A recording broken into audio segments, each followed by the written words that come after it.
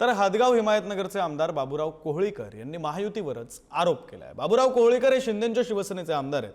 माझ्या मतदारसंघात कामं होतात पण आम्हालाच माहित नाही, कोणीतरी मोहित कंबोज आहे तो काम देत असल्याचा आरोप त्यांनी केलाय। कुठलेही काम चालू असताना तिथं कुठलीच पाटी लावत नसल्याचा आरोपही त्यांनी केलाय।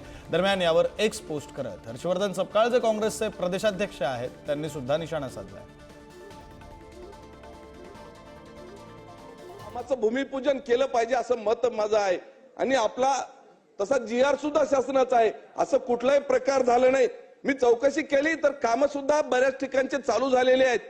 अध्यक्ष महोदय, मला विनंती करायची की मोहित कंबोज नावाचा कोणीतरी काम वाटप करते म्हणून समजलं, कोण आहे व्यक्ती माहित नाही।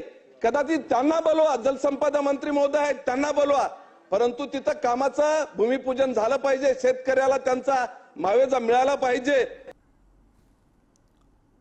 तर हर्षवर्धन सपकाळ यांनी आपल्या एक्स पोस्ट मध्ये नेमकं काय म्हटलेलं आहे आपण ग्राफिकच्या माध्यमातून पाहूया। महाराष्ट्राचा जलसंपदा विभाग फिक्सर चालवत आहेत का, असा सवाल त्यांनी या एक्स पोस्ट मध्ये विचारला।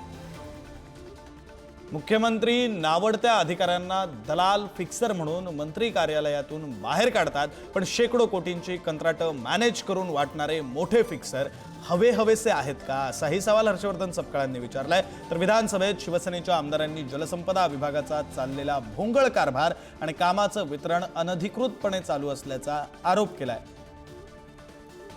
महाराष्ट्रात नक्की चाललंय काय, या कंबोजचा आकाचा मुख्य आका कोण आहे? सत्ताधाऱ्यांचे दलाल आणि त्यांचे आका मिळून महाराष्ट्राला लुटत आहेत, असं या एक्स पोस्ट मध्ये हर्षवर्धन सपकाळ जे काँग्रेसचे प्रदेशाध्यक्ष आहेत त्यांनी म्हटलेलं आहे।